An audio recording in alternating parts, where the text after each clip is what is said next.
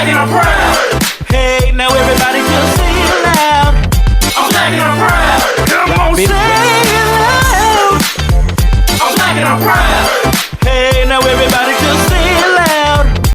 What's up, everybody? It's your boy CJ. And it's your boy Tim. Welcome to the Say It Loud podcast. Say it loud. Black and proud. Yo, man, we appreciate y'all tuning in with us again for another week, man. What's good, y'all? Yeah. What's happening? How's your week going? How's everything going in your life? I ain't gonna lie, man. This week it was a little rough at the beginning. Yeah. At the beginning, I can't even explain exactly why. I just had this. It was just this cloud around me, But I tell you what, it got better. It got better. That's good. I'm not gonna flaunt everything that happened. Not stunting like that. I'm just saying it's a better ending to the week than the beginning. Man, how was your week? Oh, my week has been pretty touch and go, really. Yeah. But you know, it's Thursday. Tomorrow's Friday. I got the weekend to look forward to. Yes. You know, maxing, relaxing. I'm about to say, any big plans? Big plans. You know what? I'm gonna take a personal day.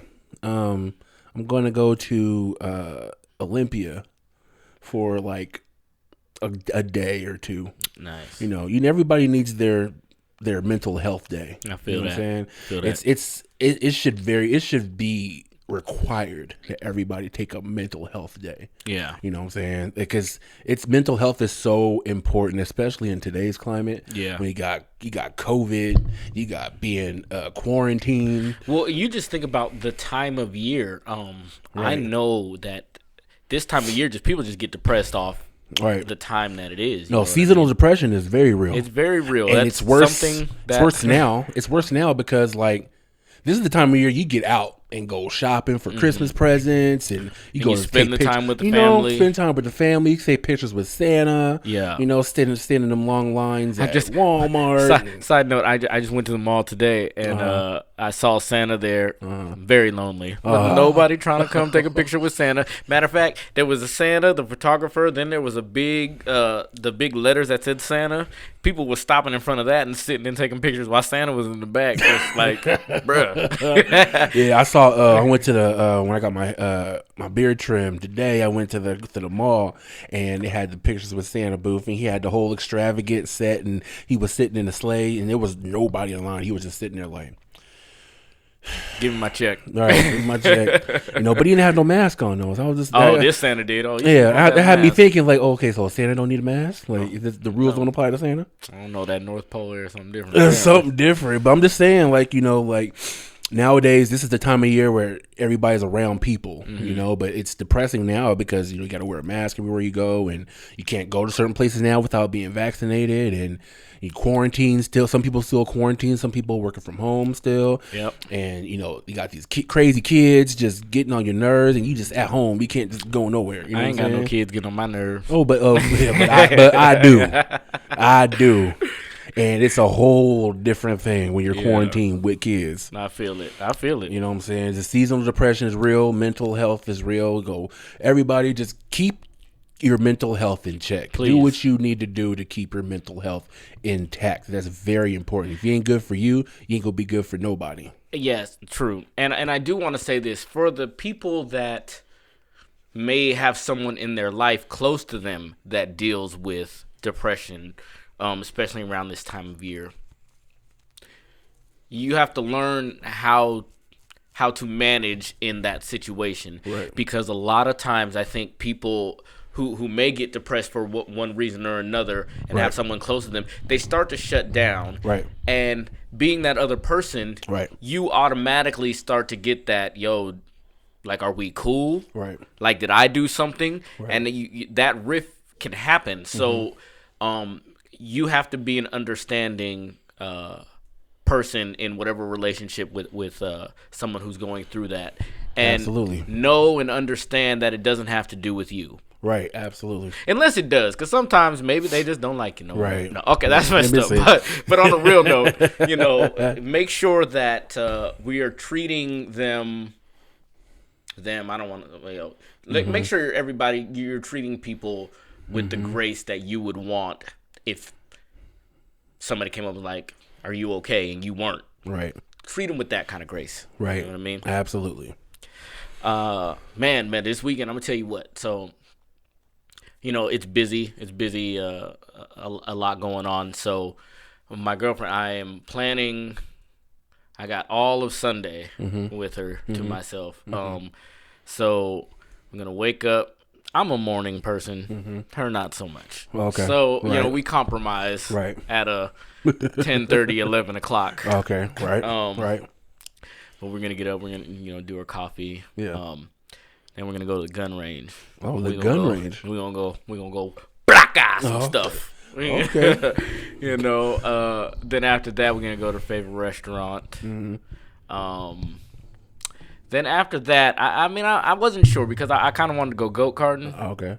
But then I remembered it ain't about me. Yeah. Yeah. But it's gonna end with coming back home, and we got to decorate the tree and do all that stuff. Oh, so, snaps. but Sunday, I'm looking forward to Sunday. Make sure you get some of that that hot buttered rum mix from Safeway. No. You ain't on the hot butter rum? No. Oh, you sleep. Hot butter rum, eggnog, anything of that. You are asleep, nature. bro. You sleep. Hot butter rum is bomb, bro. That sounds like you make your shit. It's the perfect Christmas time adult drink. No, I'm gonna tell you what. The perfect Christmas time adult drink is definitely okay. Well, now I'm just thinking about this. Hot chocolate with Baileys. Oh, okay. That's up there. Good. That's up there. I think holiday. That's if you like chocolate, that's definitely up there. But that hot butter rum is something different. It's different, bro. Too different for me. It's different. Expand your horizons, bro. Expand your horizons. See, that's you know what? I'm beefing with you a little bit. What to talk about it? Because you're very narrow with your likes and dislikes. Okay. You gotta expand your horizons. First of all, you can't even say you don't like it if you ain't never had it. Yes, I can. No, you cannot. I did. See, okay, so here's that's not even fair. Here's my thing. Which actually is going to lead into something I did want to talk about, but I want to address that directly. I, as an individual, me, CJ, personally, have traveled. Oh man, sorry. Have traveled around the world, done a lot of things, and eaten a lot of in different countries and different foods. And every time I go somewhere, they're like, expand your horizons, try something new. You've never been here before. I did that for a certain amount of time in my life, but I was food poisoned almost every time. Almost every time. Japan had me fucked up in the game. Oh, no. Costa Rica, fucked up in the game. Canada, that's another country. Fucked up in the game. I'm not trying new stuff. Oh, see. No. You just got sensitive insides. That's what that is. No. You got sensitive. To this day, I got a sensitive stomach. I went to Japan in 2003, bro. I have not eaten cabbage since. Oh, see. It's 2021, finna be 22. Why are you eating cabbage in Japan anyway? Because that's what they served me. We were staying at people's house. We were doing this homestay thing. And so this lady and her husband had me and my friend, and we stayed there, and they made this meal. Now, here's the thing. The cabbage wasn't even what made me sick. The meal, they gave us these sausage links. Oh, see. I'm going to call them meat links. They were links of meat, and it was like a real grayish purple color. See. And cabbage. Now, the thing about it was it didn't taste bad. Okay. And I wasn't going to be rude. Now, yes, I am at a place in my life where I speak my mind. It is what it is. I'm going to tell you whatever. I don't care about your feelings too much. But at that point, I was 17. Okay. So that's not, I'm going to be respectful. I'm in these people's house. I'm in another country. Do as the natives do. So I ate. Okay. The next morning, we go out. Boy, we get in that car. That car got to moving. Oh, yeah. That grayish purple meat. And I had woke up. It's in Japan, so we slept on the floor. The floors are a little matted, but not. It's a floor. And I woke up, and my whole body was like, yo. So I figured it was the floor. And I still have a picture to this day. I might put it up. I still have a picture of the morning. Me and my boy was standing there, and I have this look on. I'm standing by the car, and I got this look on my face like, today's not finna be it. Right. Anyway, we get in the car, we go. Boy, I threw up all over Japan. I mean, everywhere got the work. And then we finally stopped at a public bathroom. The devil was loose in the bathroom because Japan got me used. I was there for 2 weeks. Got me used to heated toilet seats. Oh, see. Well, I was there in February too. Heated mind toilet you. seats? Oh, heated toilet seats everywhere in Japan. Oh. But apparently, this one place where I was sick and I went in, the toilet seat was not only not heated, it was ice cold. Ice cold to the point that it burned. Didn't expect it. I took my raw cheeks out. I raw dogged the Japanese toilet, That's and your mistake. I'm telling you, I swear I got iron prints on my butt cheeks. That's what you get. You don't raw dog no public toilet seat. I was throwing up and shitting everywhere, bro. See, so hold on. Let me get this straight. You saw that the meat was grayish purple, and you ate it anyway. What was I gonna do? I was in Japan. Well, I'm gonna go to the store real quick. I don't know where the store is in Japan. Bro, if the meat is gray, meat ain't supposed to be purple or gray. Well, so here's the thing. Or grayish purple. we had already been in Japan for maybe like 5 days at that point. The different places that we had stopped to eat, not with these people, just different. Their food, it's cooked different. Right. We stayed at a couple 5-star hotels. Great, amazing hotels. We got down to that breakfast, and them scrambled eggs was like Edward Scissorhand color. You know, that was real, and it was watery, and I was like, but people was jacking them up, and I was like, I don't get it. You know, that's what your ass get. That's what you get because you saw that the meat was purple and gray, and you ate it anyway. What was I supposed to eat Don't for eat dinner? It. Eat something else. What? Get something on anything but purplish gray meat. Actually, you know the messed up thing that you say that. So that day, because the previous day I was already skeptical about some food. So that day before we went back to their apartment, she took us to like the mall train station thing, and I found a little deli, and they had this tuna salad sandwich, right? And I got it. I was like, yo, I'm going to keep this. I was a real fat kid. I was like, because my thought process was, I'm going to keep this as a clutch snack. Cause, you know, a clutch snack? You know, you never know. I'm hungry out here. So, and I could recognize it. So we got back to the apartment. I put it in the fridge. Apparently, then after I've already eaten, we're asleep. Apparently, these people have a son that we didn't know about. And he comes in and out throughout whenever he wants. Right. This nigga came in, took my whole sandwich. So the next day, after I've already thrown up all over Japan, they take me and drop me back at the apartment. Then they leave. So I'm dying in this apartment by myself, and I'm like, maybe I should eat something. That's when I found out the nigga took my sandwich. Oh, see. So all that to say, they almost sent me home from Japan because I was that sick. Because I was on tour. I was on a tour, and they almost sent me home because they was like, bruh, we not finna have your whole insides on the Japan streets. So, in a big nutshell, that's why I don't be trying new stuff. But you said that. I want to tell y'all something.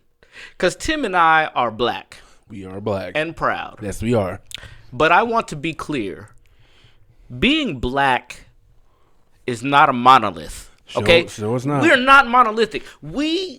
Just because we black don't mean we like or know about the same things. And I'm really directing that at me because we be having conversations and it be real time, not on the podcast, just real time. And he say something, I'm like, I don't even know what you're talking about. Never heard of it. Who was the person you said was invited to the cookout? Oh, Dave Grohl. Never heard that name in my life. Look, Dave Grohl, if you see this, you are invited to the cookout, bro. I'm not going to disinvite you because I don't know you, brother. But he's into it. Yeah. I'm not, but we both black. We just like, we don't know. Like, we talk about verses a lot off camera, but I don't have a whole lot to contribute because I don't watch all the verses. Right. You know what I mean? Because they don't interest me like that. But they interest him. So I just want to put that out there that there be some things that don't seem like I know what I'm talking about. I don't. But I'm not going to stop my mans if he want to talk about it. Right. Let's do it. Okay, well, since you bringing up how we're not a monolith, I do want to talk about something I seen earlier. What's that? So, Nandi Bushell. Yes. Look, Black Girl Magic in full effect. It is on and popping. Like, I love black women. And I love Black Girl Magic. This little girl. So first off, she challenges Dave Grohl, the drummer of the Foo Fighters, to a drum off. And she is amazing. Yeah. Bro, she is off the chain. She's 11 years old. And when she playing the drums, bro, she's in the pocket. Like, she got major skills with the drums. Dave Grohl saw it. And they had a drum off on live. And then recently, I think a couple of months ago, I want to say, he had a concert. And he brought her out on stage to fulfill her dream of playing with the Foo Fighters live in concert. Yep. Look, he had a drum set for her, like a little drum set in front and everything. And she came out there and murdered one of my favorite Foo Fighter songs, Everlong. I believe it was Everlong. Right. Yes, I am a Foo Fighters fan. You know what? I didn't want to interrupt this. I'm working on not see talking your face. over. I said one of my favorite songs, and he said, "Huh? What?" And then really, it was just like I didn't know there was favorites. Oh no! Look. There's something you need to know about me. I have a very eclectic taste in music. I love everything from R&B. Like if you look at my if I put random on my Spotify right now, it'll go from Bone Crusher to Fleetwood Mac to Metallica. Like I have a huge broad love for music. Period. I love all kinds. If it's good, I'm listening to it. I'm all here for it. So Nandi Bushell, 11 years old, murders it on stage with the Foo Fighters, and they did Everlong, one of my favorite songs. And she was in the pocket, like she was perfect. Like she didn't miss a beat. It's like she's brilliant. And I watched it, and it brought tears to my eyes a little bit because I was just like, black women. Speaking on black women, like black people, we're the shit anyway. But the shit, right? We are the shit. No, we are the shit. No, we're shit. No. The shit. THE capital. But black women, Black Girl Magic doesn't just exist within the realm of black culture. It goes everywhere because we can pick up drums and play a rock song perfectly. You know what I'm saying? And we could jam out with the best of them. You know what I'm saying? Like black women, period. Black girls, black women, they're built different. You know, you ever notice, like, if you look at our black women celebrities, like let's just speak on actresses, like Angela Bassett. Yes. No, let's use her as an example. Bro, any role she gets, she murders it. And she's done a wide range of roles, from Waiting to Exhale to American Horror Story to 911 and What's Love Got to Do with It. All right, first of all, hold on now. I think my role on the show is to be the antagonist, because I agree with you 100%. I agree with you. Now, let's play devil's advocate. I've always hated that term. But and because Angela Bassett, GOAT, one of my favorites. Period. I mean, there was nothing after that. The GOAT. But I look at her like you might look at an MJ or a LeBron. It's hard to compare the masses in that category to the top. Right. You know what I mean? And I just say that because I do look at Angela Bassett like, woo, kill everything. Viola Davis, another one who I look at like, woo, kill just about everything you do. But I don't want to say everybody possesses that, because everybody don't. I just want to make it clear that there's levels to this. But the magic is the same. But I'm saying when you start to say, look at people like Angela Bassett, okay, well, that's a GOAT. All right, I'll give you another example. I know a singer named Simply Music Box. She has a band. I know that name. She has a band. I forgot the band's name. I'm sorry. So she's probably gonna kill me. I'm gonna tell her out there. I tried you on the podcast, but I forgot your band's name. Karmic Unrest, I believe. Yeah, Music Box, the lead singer of Karmic Unrest. She has a whole band. She was on The Voice and everything. But she sings R&B, soul, alternative rock, and give her anything, she'll sing it. Yeah. And she'll sing it beautifully. She has one of the most beautiful voices I've ever heard in my life. And that's what I mean. Like Black Girl Magic is just, it's something about black women that just, you give them something and they just make it better. You know what I'm saying? Like they make it like. It's like you give a black woman a lump of clay and she'll make the Sistine Chapel out of it. You know what I'm saying? Like, okay, and you know, I'm very serious. I know. Bro. I get what you're saying. I get what you're saying. You feel me? No, I do. I absolutely do. I do. Sorry, my mind went to something else, and I don't want to jump there yet. So, no, I absolutely agree with you. I think that the creativity, and I say this for black men too, but I'm not a black woman, so I know there's an extra piece there that I just don't have access to.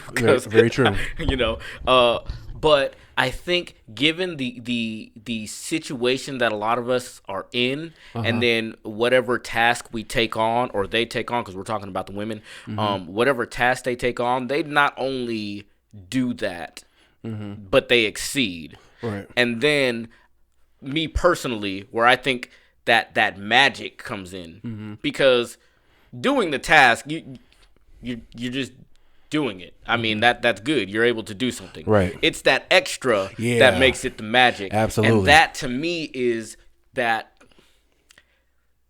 I hate to call it this, but that black creativity.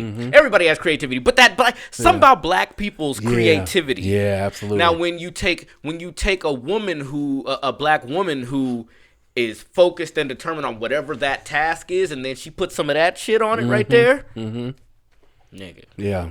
Nigga. Yeah, black women got that Salt Bay. You know that sprinkle, just put that in there. And so someone like Angela Bassett, she doesn't even have to do this because her shit is already that. Right. But now I take somebody like Taraji. Taraji is doing this. Taraji gonna be the GOAT, but right now she black girl magic. See, that's what I'm saying. Black girl magic is real thing. It's a real thing. But I'm saying there's a higher platform, that GOAT of what it is you're doing status type of thing, which includes the black girl magic. Right. So I think that's what I was saying earlier about the differentiate. I was like, Angela Bassett, kind of a different story. Right. But from what you're talking about, I see it all over the place as far as what the black women are doing and how they kind of taking over. Issa Rae, woo, actually, she GOAT. Issa Rae, Issa Rae is a GOAT. Bro. Misha Green.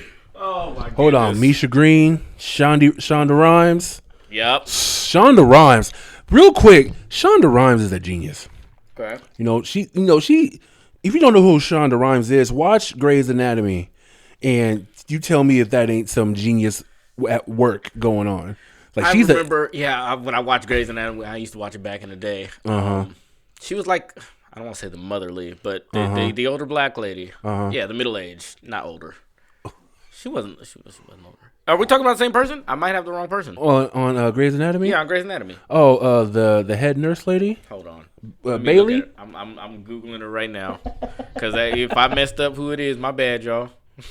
No, she got, while you're looking it up, Grey's Anatomy, Scandal, Private Practice. Oh, no, that ain't her. I'm talking about somebody totally different. Oh. Nope. Wasn't talking about her. Sorry. Okay. Let's see. Yeah, me confused, bro.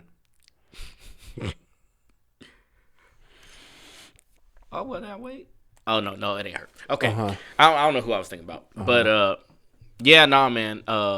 Black women, shout out. Yeah, and Nandi Bushell, keep doing what you're doing, sweetheart. Yes, for real. Like you got the full support of the Say It Loud podcast. You know what cracked me up? After she was done, they were giving her things to throw to the crowd, and the drummer gave her the sticks, and she threw one. And she was holding on. He was like, throw it. And she held it. And she looked back. Now, you couldn't hear, but it looked like she said, I want to keep this. I don't want to throw it. And then it looked like he said, okay. She just walked off. People was like, hey, stick. She was like, nah, though. I'm taking this.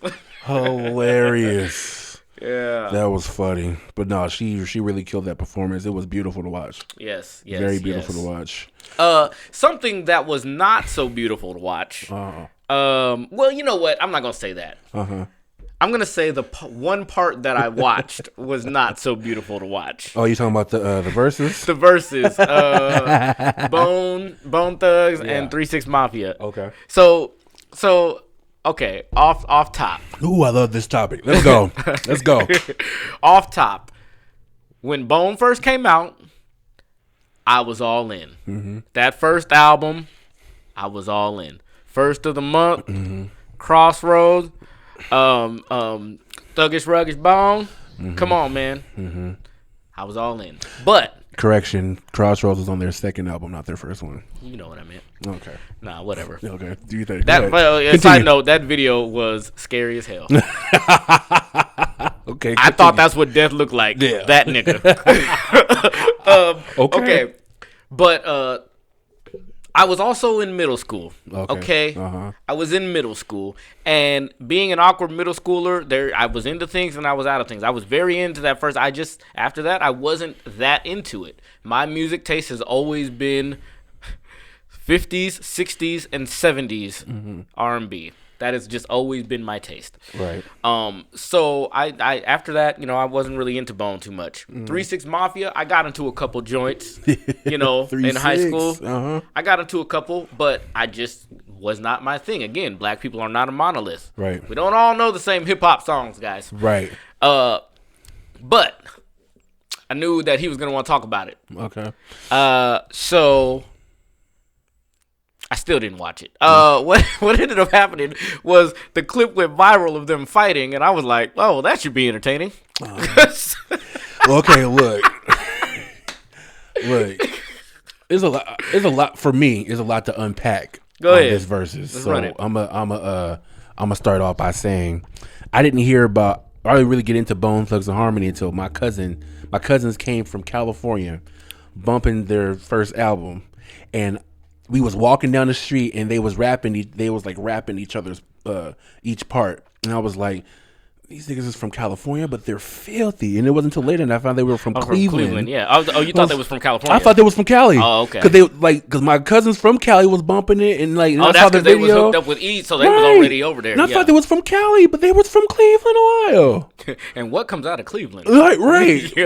At that time, what came out of Cleveland, really? You know what I'm saying? So, but then I fell in love with Bone Thugs and Harmony, like for real. As far as groups go, they're in my top three groups of all time, hip hop groups of all time, and there's no argument. No argument. No, they're top three. But their first album was brilliant to me. Their second album, East 1999, was brilliant to me. Like, Bone was everything to me. So when I found out, now 3-6 Mafia, I came into a little later. They had cuts like that. Yep, that was cuts, bro. Okay. We'll talk about how I feel about chicky head, bald head, scallywag, ain't got no hair, baby. That's I had my joint.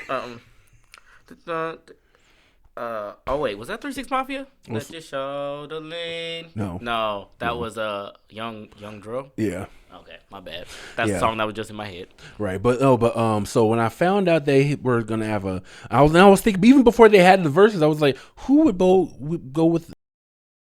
So I was thinking like, who would go good in a versus against Bone Thugs and Harmony? That won't be so unfair or one sided that they would actually put up a fight against. 3-6 Mafia, although a good pick, I thought that it was kind of unfair. Why? Well, I wouldn't. Okay, scratch that. Because if you think about their impact on, like, the songs they had that were so commercial, like, Bone Thugs and Harmony had like Crossroads and Breakdown with Mariah Carey, and 3-6 Mafia had which is a totally underrated song. Oh, that song was great. Yeah, that song was great. Super dope. But then 3-6 Mafia had, they won the Oscar for the Hustle and Flow, because it's hard out here for a pimp. Oh, yeah, didn't I see Terrence Howard came out? I didn't see it, but I saw the thing. Let me tell you my reaction. Keep talking. I got to plug this in. Keep talking. My reaction to Terrence Howard being brought out to the verses to do It's Hard Out Here for a Pimp, I about died laughing. I was texting everybody, like, Terrence Howard. I would put on Facebook, Terrence Howard, what are you doing up here? I came to get that money, man. I came to get that money, man. I was like, Lucius, what you doing up here? Lucius was out of here, man. And I was like, no, they did it. I was like, no, they did not. And I knew the song. Hakeem lying to me. I knew the song was coming, but I didn't expect him to bring up Terrence Howard to actually do the song. Might as well, man. If Bow Wow is gonna bring out Lil Romeo, Oh, right. might as well. Right. All in all, you forget that Bone, but excluding their most famous songs, they got cuts, bro. Like, they got cuts, and they got slower cuts, they got like fast cuts, and like it's just they were consistent. I don't have a I testament to it. I wasn't really rocking with 3-6 like that. They had a few songs that I was like, okay, that's the jam. But Bone is like, that's, man, like, see, that's the thing is, I think if I were to watch, I would probably know more 3-6 Mafia because I was so young when Bone first came out, and that's when I was really into it. They had a whole career after I kind of didn't care. Yeah. And you know, so right. You know, I'm such a big fan of Bone that when they split up and did their own solo albums, I was on each one of their solo albums. Like, yes, I love. I got all on of one this. of their solo albums, and I don't remember whose it was. I don't even know. I'm not even Put some respect on Busy Bone's name, yo. For real. As far as being a MC, put some respect on Busy's name, yo. Word. Real talk, because he's so underappreciated and underrated in hip hop. Like, it's upsetting to me. Like, Busy, like, these and Crazy too. Like, just all them individually as MCs, like, they're dope in their own right. Well, I think that's part of groups that are able to make it in hip hop. Every entity of them are dope in their own right. Nobody's not dope, I think, in a group that has made it. Right. So I think you're right, and they probably don't get the flowers that they deserve. They sure don't. They sure don't. They've been in the game for a long time. But back in the day, they did though. They were everywhere, bro. When I tell you everywhere, they were everywhere. Who was they beefing with that said they stole their sound? Oh, Twista. Was it? I thought it was Twister. Yeah, okay. Yeah, there was a thing where they said that, you know, they stole Twista's style because he was like the first person to do the fast rap, but they were doing it with the harmony on top of it. You know what I'm saying? So it's different. You know what I'm saying? I mean, if you watch, even if so, what? How about that? Yeah, you know, that's just another thing that we be picking at each other for. You know I'm just saying, what if David Ruffin saw little Michael Jackson coming on singing like, nah, that nigga singing. No, I do that. Ain't nobody come to see you, Michael. I'm saying, without David Ruffin, y'all ain't nothing, huh? Nigga, let it go. Let it go. Hey, so speaking of those types of groups, for lack of a better term, I don't even know where I was going. I watched an interview with Robert Townsend. He was talking about the 5 Heartbeats and how everybody thought they was a real group. And when David Ruffin died and they had the funeral, they had a section for each of the 60s groups, and they had a section for the 5 Heartbeats. Like, we got the Heartbeats over here. Like, we ain't even real, like, bro. It's just me, Leon. Like, what? Like, we are actors. Like, we are not real. Man, I thought the 5 Heartbeats was real for the longest time, because if you watch that movie on the VHS tape, I don't know if on DVD, but you watch the credits and a picture of some black group from the 60s shows up. That's the Dells. It could have been the 5 Heartbeats for all I knew. If you watch the making of the 5 Heartbeats that Robert Townsend put out, he says that they went to the Temptations originally. Yeah. I saw the interview with them talking about all the ideas. Yeah. But I'm just saying, as a kid, that's when I saw it. So yeah. But you watching it like, oh, great movie, man. This group, then all of a sudden the picture flash would be like, now I want to know about them, man. Right. Like, oh, man, this group right here. Right. It wasn't them. Right. Did you know that Whitney Houston actually auditioned to be the part of Baby Doll? I did know that. Where did I hear that? Was that in the documentary thing? Yeah. Okay. But look though, her agent turned it down for her because he thought the role was too small for her. Now, it was a box office bomb, but it's now a cult classic in black culture. And then Whitney Houston came back to Robert Townsend like after it came out. She was like, I should have took that part. Denzel auditioned to be Eddie Kane Jr. Was that Don Cheadle auditioned. Like, you saw all your favorite actors now. You saw a young version of them auditioning. He said he auditioned close to 1,000 actors. Hey, man, that's because he came on to see he was doing black stuff. Wasn't nobody trying to hire no black folk. Yeah. That man right there is a genius. Robert Townsend is a genius to me. But yeah, but I was saying, well, how did we get there? How did we get here? We just be going through stuff. Speaking of acting, Kevin Hart. Oh man. I have a whole new respect for Kevin Hart after True Story.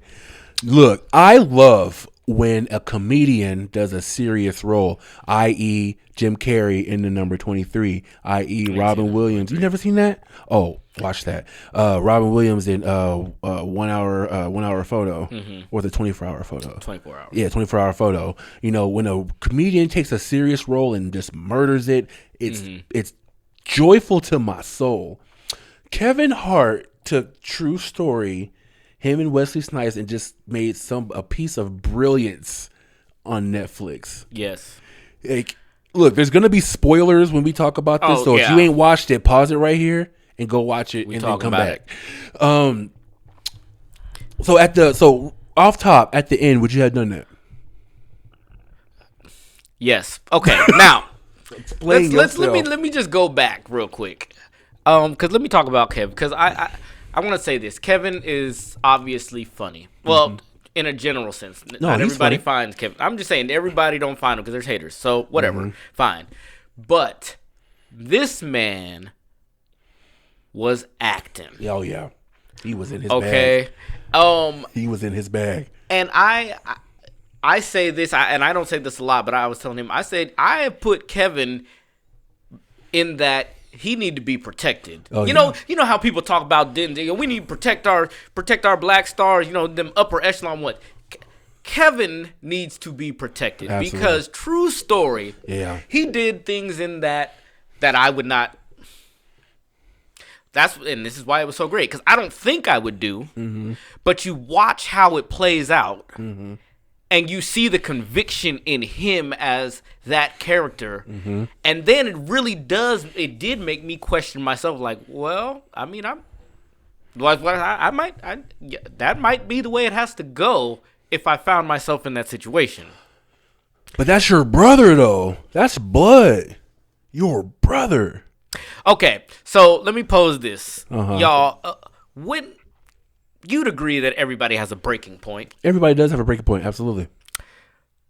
Now, the problem is we look at other people and we will judge and assume and assess what they can handle, what their breaking points are. But I think this was a good thing for that, because his breaking point came, and once he passed it, he still had his, emotional struggles doing things, but he was like, this is what I got to do to survive. Right.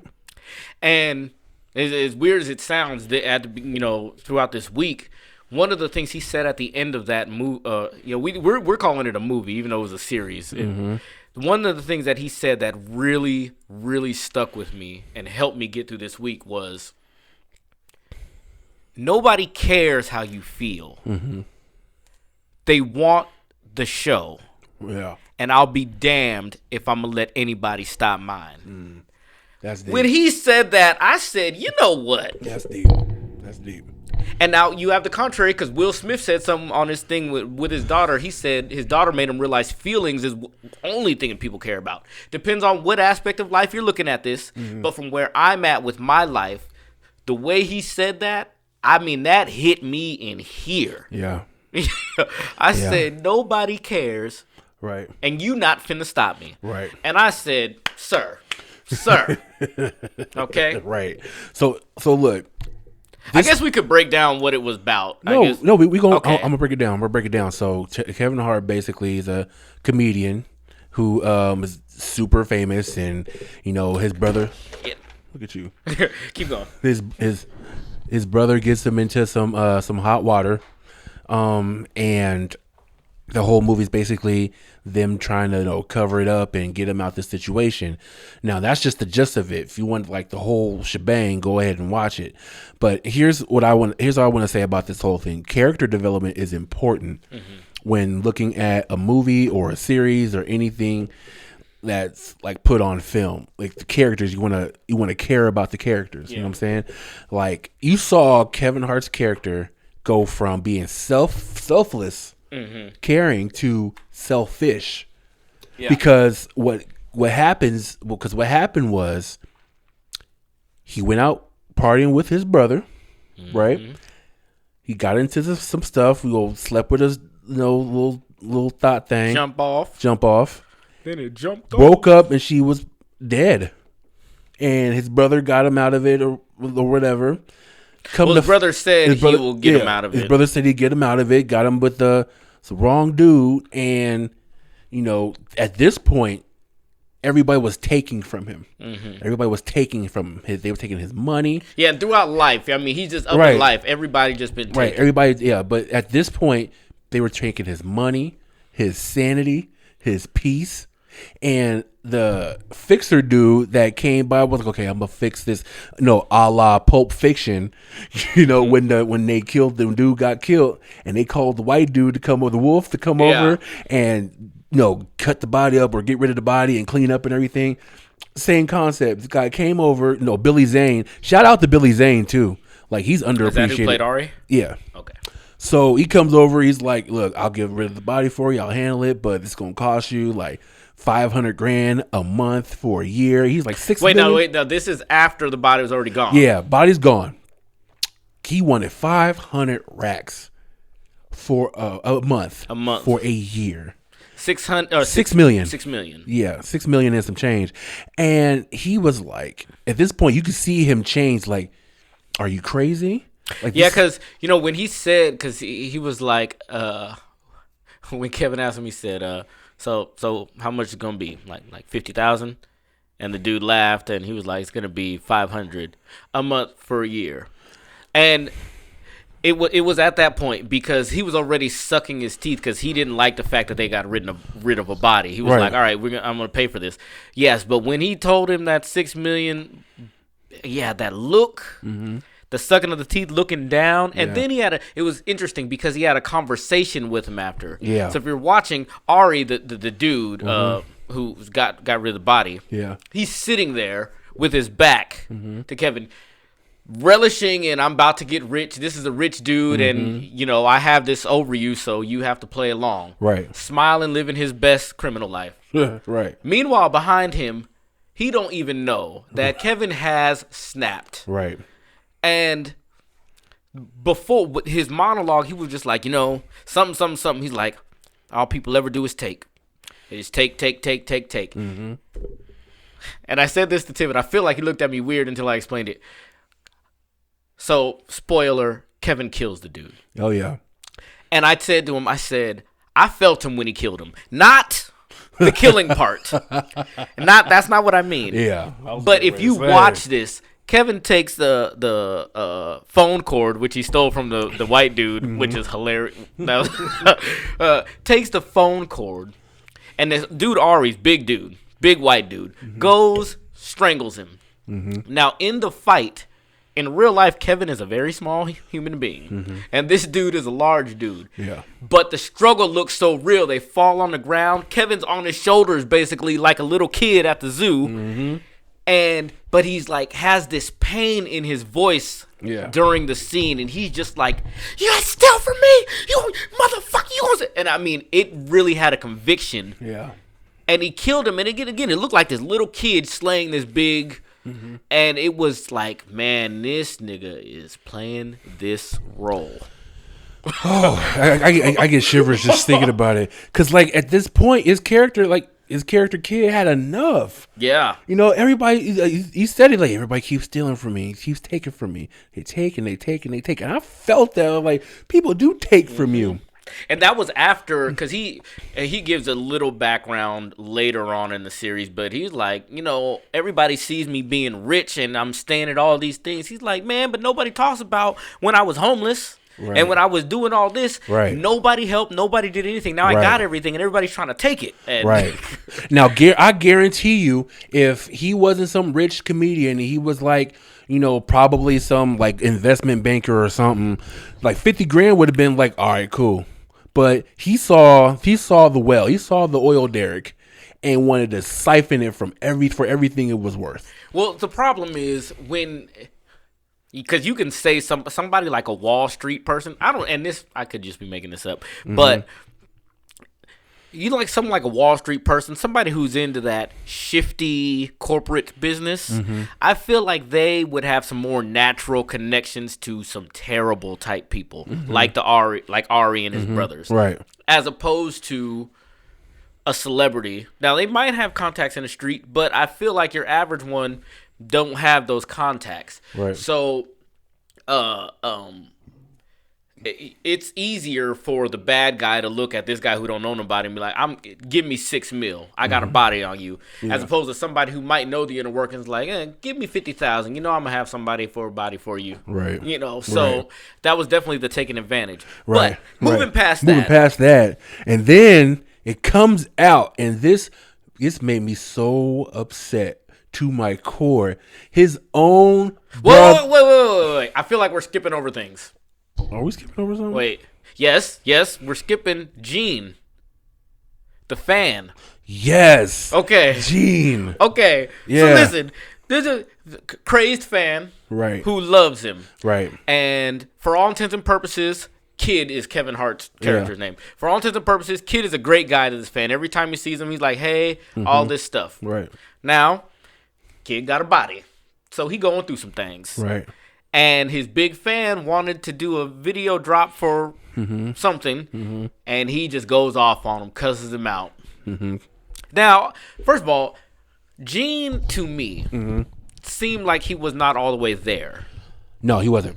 Okay, he wasn't all the way there. Because they never really said that. Yeah. No, you could tell. Yeah. See, that type of thing. That's what I'm nervous about is I could tell, but what if I don't want to judge? No. That type of thing didn't need to be said. That was, you could tell. Well, because it was multifaceted. Because he's, again, crazed fan. He's the type that has all Kid's whole life in pictures in his car, right, and all that. That kind of crazed fan, the kind that you'd be afraid to kill you. Yeah. Which actually is completely what I thought was gonna happen. So what were we talking about? Damn it. Yeah, so the crazed fan. Fan. Yeah. Yells at him for. Oh, he yells at him. Yeah. Goes off on him. Right. So after Kid kills Ari, him and his brother, Wesley Snipes, they're going to go dump this body. They were going to do that, and apparently Gene, the fan, he, in all sincerity, wanted to apologize. So he follows them. And happens to be recording and records them dumping this body. So now there's that. And Gene, again, not even a malicious dude. Right. That's what made it hard. Because us watching, it's like you could tell he wasn't being malicious. He was just a little not all the way there. Right. So he brings it up to Kid as like, hey, we should talk about this in like a genuine, like, hey, man, I saw this. And Kid and Wesley Snipes was like, we got us a problem. Seemed like everything was going to be okay. They talked. He deleted the video because that's his man. Friends. Until the body is found by the brothers. And Wesley Snipes panics. I don't know if he panicked. No, I don't think he panicked. No, he did panic a little bit. He panicked a lot, bit, actually. Because basically he set Gene up to get killed by the dude he... Yeah. So his own brother, because he owed money to some other seedy people, needed the money from his brother. So instead of outright asking for his brother for the money... which was what he should have done in the first place. Well, he did. He tried. That was part of the whole thing. Right. That they didn't want him around because all he did was ask for money. Okay, yeah, that's true.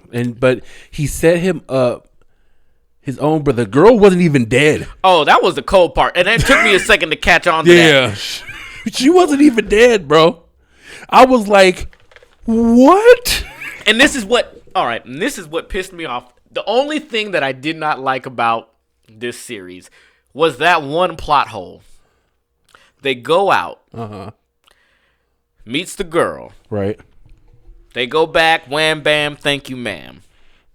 They're both in his private bedroom, sleep. Then all of a sudden, his brother comes running into his bedroom, wakes him up and says, "The girl next to you is dead." How do you know? Right. How, sir? Yeah. And then he goes and picks up her purse and pulls out some pills and looks at it and is like, "Oh, man, Right. she OD'd." On what? No.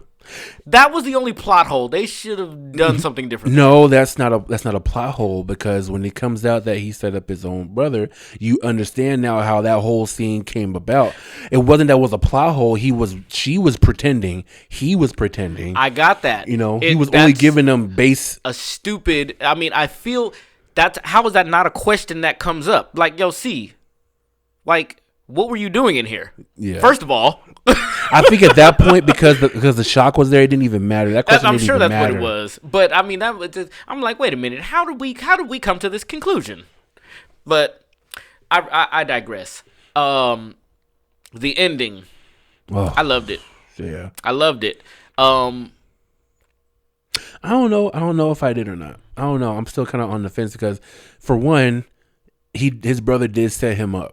The coldest. Yes. The coldest you would ever do to your own brother. At the same time, the character development, he was looking at that situation. Now he can leave him alive and maybe get away with it.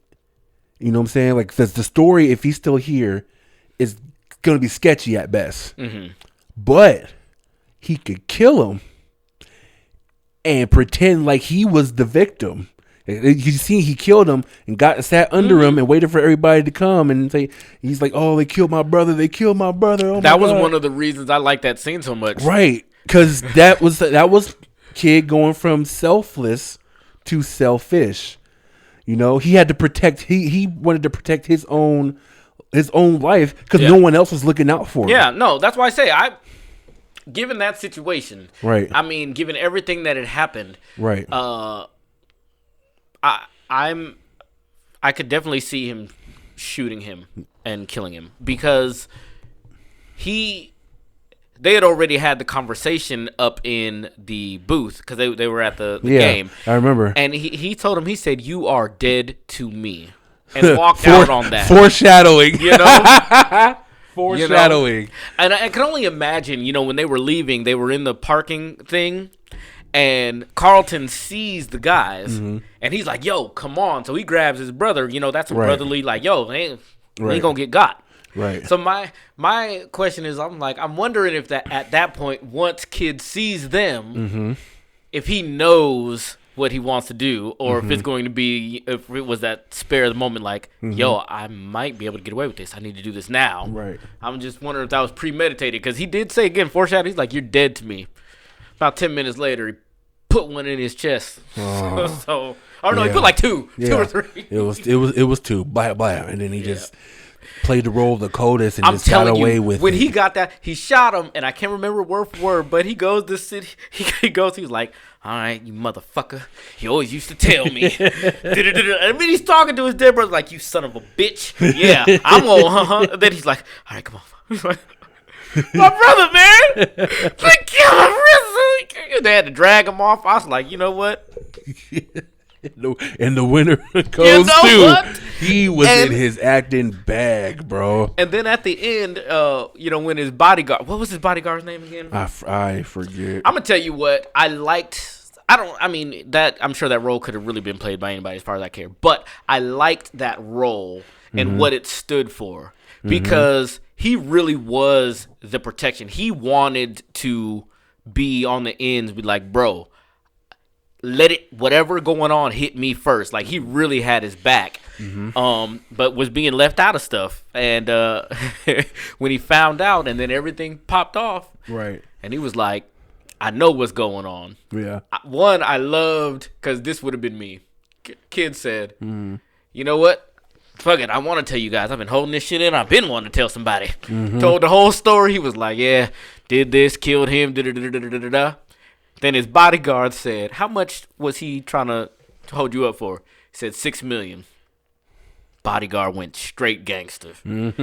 Yeah. Like, "Well, it's going to take $6 million for me to keep your secret." Now, at this point, everybody who knows is dead, Right. except for Kid, Yeah. and now his bodyguard, Right. and the manager, who, honestly, I feel like the manager should have known. Yeah. I feel like they should have told the manager at the beginning. Yeah. Because what he said, well, I know why Carlton didn't tell him. Right. Because he planned it. Mm-hmm. But what the manager said to Carlton, he was like, dude, I'm the guy that helps you hide the body. Right. Not, so Right. I'm like, he need to be on the end. Right. So now at this point, everybody dead except for them three. Right. So off top, you would think, oh, Kevin done already killed a couple people. Mm-hmm. So bodyguard might be next, but he did what I thought was amazing for the character and the role. Mm-hmm. He said, you gonna pay me $6 million to keep your secret. Manager says, no, we're not doing that. Kid says, yes, we are. Stop. Mm-hmm. He said, I'm going to give you the $6 million because you actually protect me. Mm-hmm. And you're going to continue To protect me. to protect me, right? And he was like, yeah. And I was like, see, that's how you build a team. Not don't kill nobody to build a team. But, that trust, Yeah. Also, this taught me a very important life lesson. Family or not, people like Carlton, you do not need in your circle. Because if you remember that part in the beginning when they was at the party, and he was like, yo, come on, man, go take a few drugs, man, take a few shots. He's like, no, I've been sober. I'm not trying to drink. And he pushed him, his own brother. And I'm like, look, if I'm in a prominent position like this, when everybody's watching me and I'm famous and all this, I don't care if you're my family or not, bro. Like, if I'm sober, there were don't push me to drink. There were so many key factors in there. Right. That was just like, celebrity. Celebrity is a huge thing. Right. You can't just go do everything when you're a celebrity because people are watching. Right. Absolutely. You can't do everything when you're a celebrity. Mm-hmm. And if I don't care if you're my brother or my sister or my cousin or any type of family or close friend or somebody consider family, if I'm sober and you're trying to push me to drink, to take or any one of my vices that I just overcome, and you trying to push that on me, I don't need you in my circle, bro. Nah. You know what I'm saying? Because you're gonna cause me to do some stupid stuff that's gonna jeopardize my whole entire life. Yep. So those type of people you gotta feed with a long handled spoon. Mm-hmm. Which is exactly was the setup. It was get him to do something that he knows he shouldn't do. So I got you messed up in the game. Right. Now it's easier to throw this wool over your eyes and pull this whole stunt. Yeah. Speaking of which, before we jump off of this, the girlfriend who her name was Daphne when Kid met her, but whatever Simone. Yeah. She died like a trooper. I don't know why she was so protective of Carlton, but she went over to his house, and then the dudes came over. First slapped her around a little bit. Oh yeah. And she was still popping her whole stuff when he pulled the gun out, and I was like, "What? Why are you choosing to die like this, ma'am? Who are you protecting?" Right. But whatever. Okay. Let's talk about just one last thing. Right. Okay. So I smoke. It happens. Okay. A lot. And I thought about something. Just follow me. Okay. So my thought is everything that happens in the world, every rule, every entity, setup, whatever, is only that way because we say it is. I feel like we live life in this things are set in stone and this is the way things are because they are. Let me break it down a little more. If all of the teachers in all of the public schools in the country all made a conscious choice, I'm not coming anymore. No more teacher. We decide to stop. Just on their own free will. Guess what? There's no such thing as school anymore. Well, okay, that's a little, not no such thing as school. But, okay, let me say the police department. Let's say all the cops decide to not be cops. Guess what? There is no police department. You know why? Because people made that choice. You think about the government. We have all these elected officials. We listen to them and we do all these things they say just because they said it. But if we decide as a collective, no, we're not going to, then it changes. Mm-hmm. Does that make sense? No, yeah, that makes a lot of sense. That type of change takes unity for one, and numbers for two. Yes, numbers definitely. A group of 50 saying no, we're not going.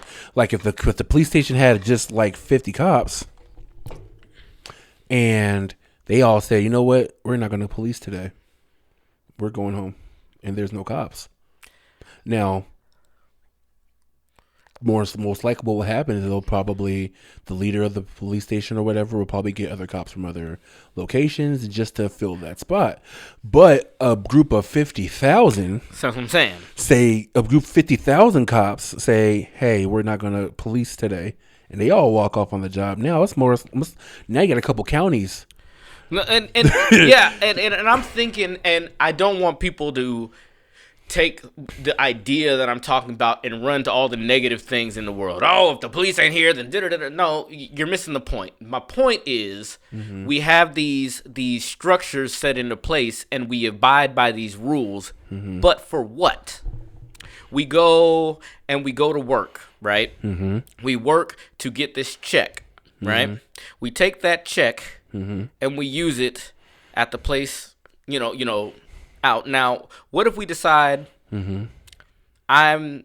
nobody's gonna work anymore at offices? Okay. Everybody in the office decides we're not gonna do that no more. Okay. There aren't no offices. Okay. Well, how's the money being cycled? How's money being made? Well, who said we need money? We only need money because we say we need money. Now, I see you have something that I need. Okay. Well, there needs to be fair trade. Right. So then now we put money in that place, but it doesn't have to be that. It could be a service for a service. But we're stuck in this. This is the way things are done because that's just because we say so. Yeah. And so I say all of that to say we could really make up any rule we want to in this life, and if enough people, and when I say enough, I'm talking millions of people. I mean, it has to be a collective thing. Right. But if enough people decide on one thing, and this is what it is, guess what? That's going to be what it is, because anyway, I was smoking, so whatever. But I don't know, just some things I think about. Yeah. like Arsenio Hall used to say, things that make you go, I'm saying I have a lot of those. Who knows? I might give you guys some more of my smoke time stories, thoughts, and things I have. Smoke time stories. Woo! Because I'll be out here. Like I said, it takes numbers and unity to change anything. Yeah, definitely. Absolutely. Speaking of numbers and unity, we would love our numbers to go up. So please, man, subscribe to the channel. Like the video, like the channel, subscribe to the YouTube channel. We appreciate those that have already done it. Spread the word, y'all. Yes, we appreciate the support. All of it. Appreciate y'all tuning in. And we just having fun, man. We having fun putting on this show for y'all, man. Just to, vibe with us, yo. Yeah, we just two black dudes that like to talk. Two black loud people. And people, I've been asked, so what exactly is your podcast about? It's about whatever we talking about that right. day. It's just two loud black men getting it off their chest. It's what it is. Sometimes we gonna talk some funny stuff. I be trying to stay away from the super, super, super heavy. Right. But because black people always, always got something to deal with. So it's like we try to keep it light. You know what I mean? Right. We got merch available. That's right. Hold on, I don't want to close the laptop because that's gonna mess up. But you see it. You see it though. See it. The Say It Loud podcast. Those are available at hustlermentality.com. All right, please go pick you up 1, 2, 3, 4. Right. If you do it quickly, you might get it before Christmas. So get that. Please support the podcast. All right. And if you buy 2, you can have the opportunity to buy another one for the same price. You see what it is. See what it is. You heard it. You can't beat that with a baseball bat. You feel me? Not even a backwards cap. Support the podcast, y'all. That's why we pushing this merch out. Yes, sir. Support the podcast. Support us so we can bring y'all some better stuff, bro. We can have some guests on. Yes, I want to get some more mics and stuff. Ow. Yeah. I'd love to get a bigger house. No. I didn't know the wall was that close. I want to get more mics and things. I'm set up for 2. Yeah. I want to get more so we can have guests and get loud up in this piece. Yeah, You feel me? yeah. This like he said, hustle mentality, hustle. Yes, we out here. We out here. All we right. got some good stuff coming. 2022. Yes, sir. Stay tuned. Keep rocking with us, y'all, and just look out. I feel like we should do. I mean, we don't have enough episodes to really do like a wrap up, but we need to do some kind of year wrap up. Yeah. We'll figure that out. Give us some suggestions on some things. Right. Hit us up on the YouTube channel, on the Facebook channel, Instagram. I'll leave all of the links and stuff. Right. We got TikTok, Instagram, YouTube, Facebook. Right. I don't do Twitter personally. If you know how to tweet, yeah, I don't do it. But anyway, we thank y'all. We'll see y'all next week. See y'all next week, y'all. Holla.